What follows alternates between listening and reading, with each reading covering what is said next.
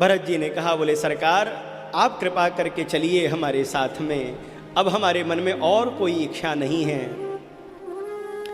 लेकिन ये बात कहने के बाद भरत जी ने देखा कि राम जी थोड़े संकोच में आ गए। राम जी का संकोच देख करके भरत जी ने हाथ जोड़ा, बोले सरकार बिल्कुल संकोच मत करिए, किसी भी प्रकार की कोई सोचने की आवश्यकता नहीं है आपको, कुछ मत विचार करिए, मैंने क्या कहा वो सब भूल जाइए, मैं यहां पर आया हूं ये भी भूल जाइए। सरकार अब तो आप वही करिए जिसमें आपको प्रेम हो। जेहि विधि प्रभो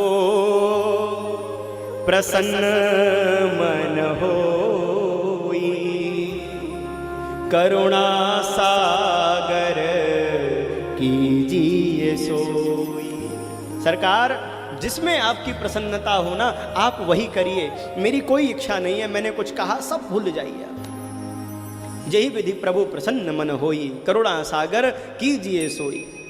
क्योंकि कोई भी सेवक अगर अपने स्वामी को सोच में डालता है तो वो सेवा उसकी कभी भी सिद्ध नहीं हो पाती है महाराज। सेवक का तो धर्म है कि कभी भी स्वामी को संकोच में नहीं डालना चाहिए।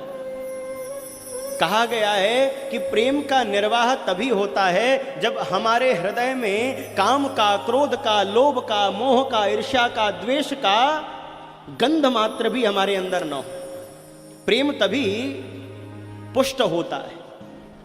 प्रेम का स्वरूप ही ऐसा बताया गया है, अनिर्वचनीयम प्रेम स्वरूपम। नारद जी महाराज नारद भक्ति सूत्र में कह रहे हैं प्रेम का स्वरूप कैसा है, अनिर्वचनीयम प्रेम स्वरूपम, जिसको कहा नहीं जा सकता है, जिसको जाना नहीं जा सकता है।